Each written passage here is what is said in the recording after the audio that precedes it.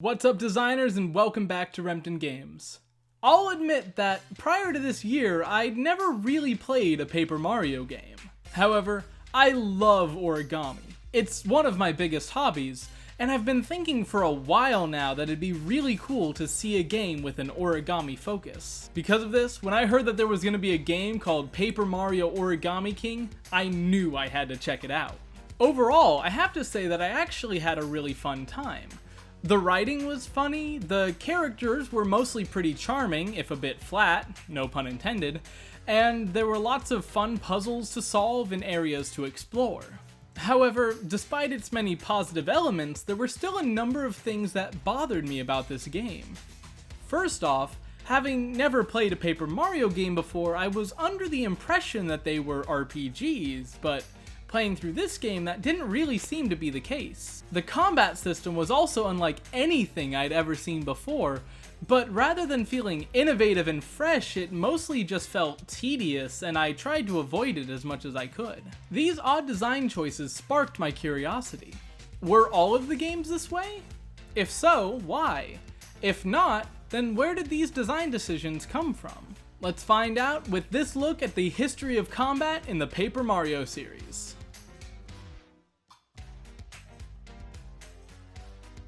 The original Paper Mario was released in 2000 on the Nintendo 64, and was originally developed as a sequel to Super Mario RPG.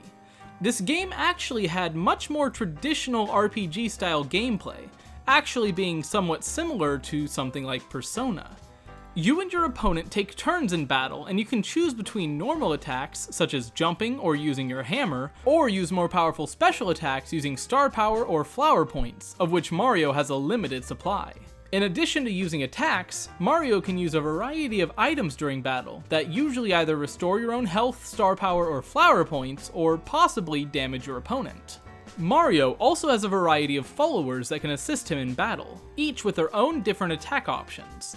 Battling and defeating enemies will earn Mario star points, and when Mario collects enough star points, he levels up, which can increase his various stats. Mario is also able to equip special badges that he collects, which can do anything from giving him new attacks to changing the sound effect when he jumps. Overall, this seems like a very standard, if a bit simplified, RPG combat system with a Mario twist. Exactly what you would expect from a Mario RPG series.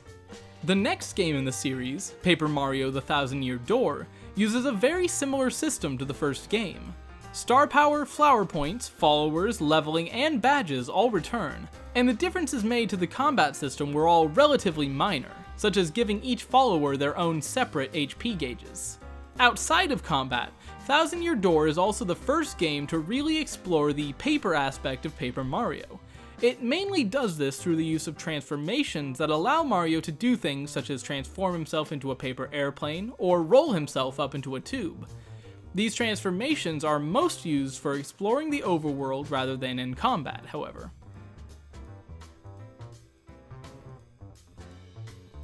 Super Paper Mario, released on the Wii in 2007, represented the first major mechanical shift for this series. Rather than being a more traditional RPG with turn-based combat, Super Paper Mario eliminates the turn-based combat entirely to focus more on classic Mario-style platforming. However, Super Paper Mario still has a number of unique twists that make it stand out from classic 2D Mario platformers, such as the new Super Mario Bros. Firstly, Super Paper Mario retains the traditional level-up mechanic from previous Paper Mario games. In addition, this game actually has more followers than any other game in the series, and each one gives Mario unique abilities that he can use to either traverse the overworld or in combat. For instance, one of the first followers the player will encounter is Throw, who gives Mario the ability to grab and throw objects. This ability is not only invaluable for defeating enemies, but is also used to solve puzzles to advance the story. The last major mechanical addition in this game is the perspective flip ability, which allows Mario to flip from a 2D to a 3D perspective. This is used extensively to solve puzzles and complete levels, but it is also used in combat as changing perspective can be used to avoid some enemies or attacks, and some enemies can only be attacked from certain perspectives. The next two games, Paper Mario Sticker Star on the DS and Color Splash on the Wii U, are both quite different from the previous games in the series, but also very similar to one another. Sticker Star returned to a turn-based combat system that relied on collecting stickers to use Mario's attacks. Every attack, including a simple jump, will use up one of your stickers. In addition, stickers are also required to solve most of the puzzles throughout the game. Although this game returns to a turn-based system, it removes almost all of the RPG elements that were found in previous entries in the series. Mario no longer has followers that assist him in navigation or combat, and he no longer levels up over time by gaining experience.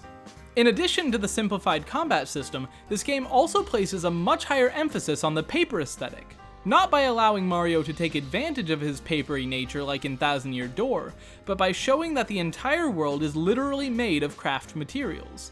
This results in moments where, for instance, Mario uses scissors to cut up the world or has to gain the help of a bunch of toads to unroll the paper landscape.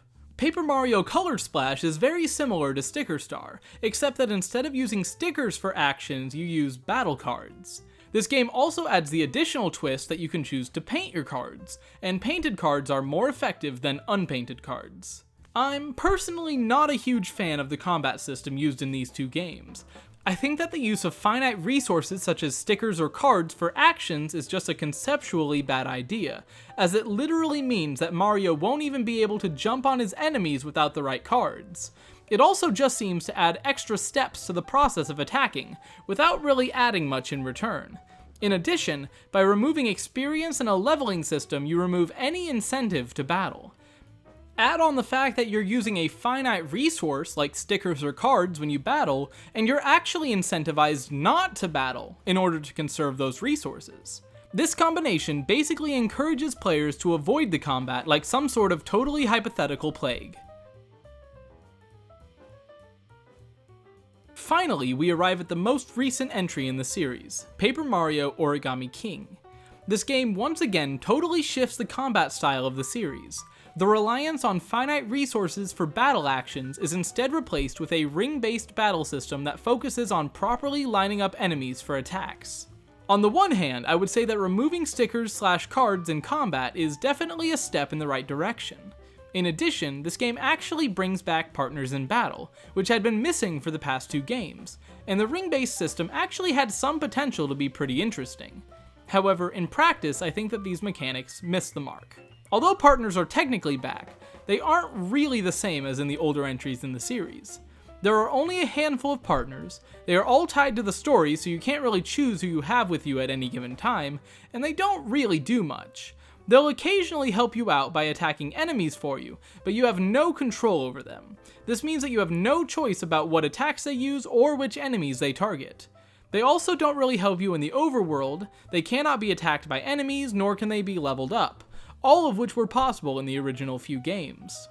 Now let's talk about the ring system. During normal encounters, Mario stands in the center of 4 concentric rings and is tasked with lining up enemies to be attacked. Mario can move the rings either by rotating them or sliding them back and forth, and the goal is to place enemies either into a straight line or a 2x2 square.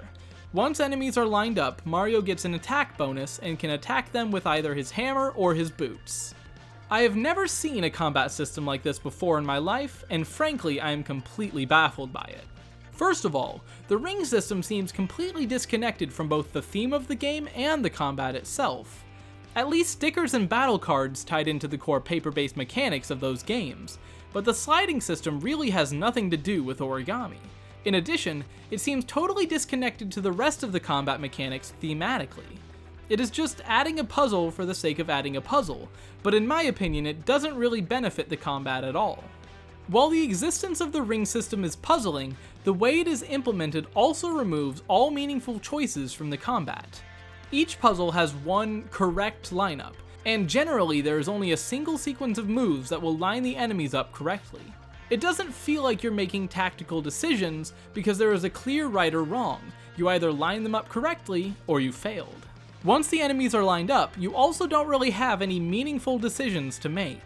If the enemies are lined up in a line, you use your boots. If they are lined up in a square, you use your hammer. It's not a choice, it is literally the only thing to do. The boss fight system is a little different, and in my opinion, much more interesting. Instead of Mario being in the middle with enemies around him, Mario starts outside the rings and has to line them up correctly to find his way to the boss. This system has a lot more potential for strategic decision making, and usually requires a few tries of trial and error to figure out which types of attack are most effective. Unlike in normal battles, the decision to either use your boots or hammer is actually a meaningful one, but there are many other choices to be made as well. For example, you can choose to attack from either close or long range. You often have access to special moves that aren't available during normal combat, and enemies often have weak spots that must be attacked. The bosses also often affect the battlefield in interesting ways, such as freezing spaces, taping them, lighting them on fire, etc. The boss fights certainly weren't perfect. These fights are much more complicated, which would make them less accessible to more casual players. In addition, many bosses require a very specific set of actions to be done in a specific order, which can lead to some frustrating moments. Specifically, I remember during the fight with the Fire Elemental, I had almost defeated it, but I didn't do the correct action during my last turn and it ended up fully healing itself, basically forcing me to repeat the entire boss fight over again. However, I think that there is potential in this strange system if some of the kinks could be ironed out. Thank you so much for joining me on this journey through the combat mechanics of the Paper Mario series. If you like this video, please give it a like and subscribe so you don't miss more videos like this in the future. If you want to see more, check out my other videos, like my previous one where I take a look at the problems with the game of Quidditch and how they might be fixed. I also have over 100 articles on the Rempton Games blog, which you can check out at the link in the description down below. And join me next time for part 6 of my Evolution of Pokemon Design series. Until then, thank you so much for watching, and I'll see you all next time.